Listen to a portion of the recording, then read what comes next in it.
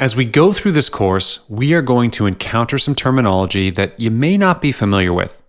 So what I'd like to do is discuss these terms in this video to give you a repository to refer back to if needed.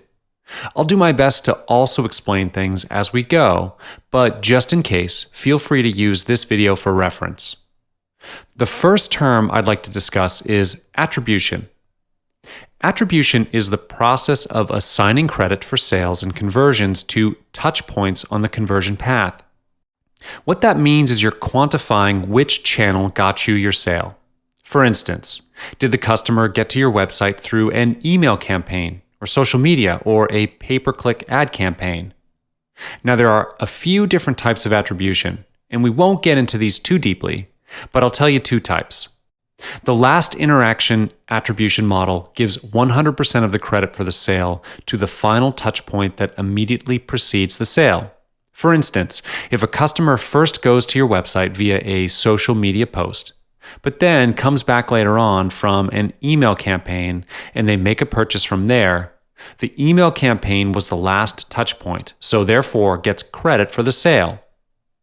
In a first interaction attribution model, the social media post would get 100% of the credit for the sale, since this was the first thing that drove your customers to your website. Make sense? That brings us to our next term, attribution model. This is a set of rules that determines how credit for sales or conversions are assigned to each touch point in the user's journey. I gave you two different models above, and we'll talk about this a bit more later on. The next term is conversion. A conversion is a completed activity that is important to the success of your business. You might measure a conversion when someone pays for a product or service, but it can also be when someone signs up for your email newsletter or downloads an ebook. Google uses some terms that are specific to its platform, terms you wouldn't necessarily find anywhere else. And the first example of this is called dimension. A dimension is a descriptive attribute or a characteristic of data. Browser, landing page, and campaign are all examples of default dimensions in Google Analytics.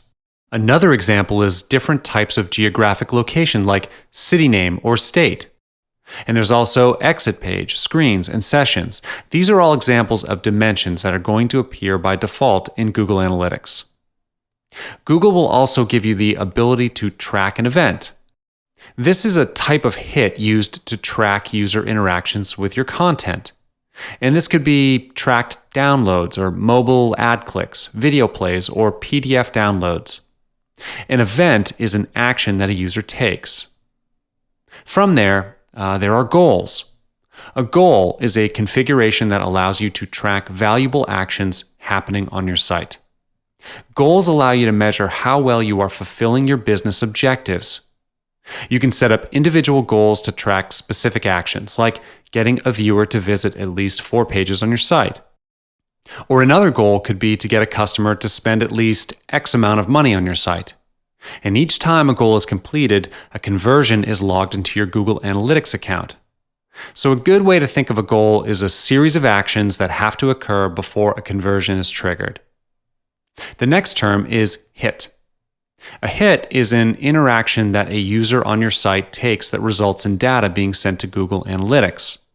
Common hit types include page visits, event tracking, and e-commerce tracking, or purchases.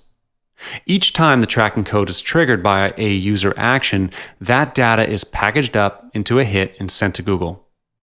Next is metric. A metric is a quantitative measurement of your data. In Google Analytics, a metric can either be sums or ratios. An example of this is the metric of a city dimension is how many residents the city has. This is a sum. Another example is pages per session.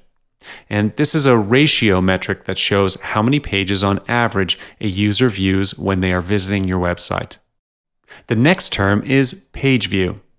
A page view is different than a visitor. A page view is an instance of a page being loaded onto a browser. As a metric, page views is defined as the total number of pages that are viewed. A unique user or visitor can contribute multiple page views. Next is segment. A segment is a subset of sessions. Segments allows you to look at and analyze groups of sessions or users. You might segment your data by marketing channel so that you can see which channel is responsible for an uptick in traffic or conversions. You may also segment your data by regions of the country to see which area is converting the best or the worst. Looking at segments allows you to understand what causes changes to your data and thus your site's performance. Then we have sessions. A session is a period of time a user is active on your website. The default is if a user is active for 30 minutes or more, any future activity is attributed to a new session. This means that they'll be flagged as a repeat visitor. Users that leave your website but then return within 30 minutes will only be counted as having one session. Next is source. Source is the origination of your traffic, such as a Google search or social media or an email blast. And last is medium. The medium is the general category of the source. For example, it could be an organic search on Google or a paid search ad. It can be a referral from another website altogether. Source and medium are frequently seen together, and source medium is a dimension that we can view in Google Analytics. So that's it for the general terms that you should know up front. We'll be encountering these and more along the way. In the next video, we'll look at creating an analytics account.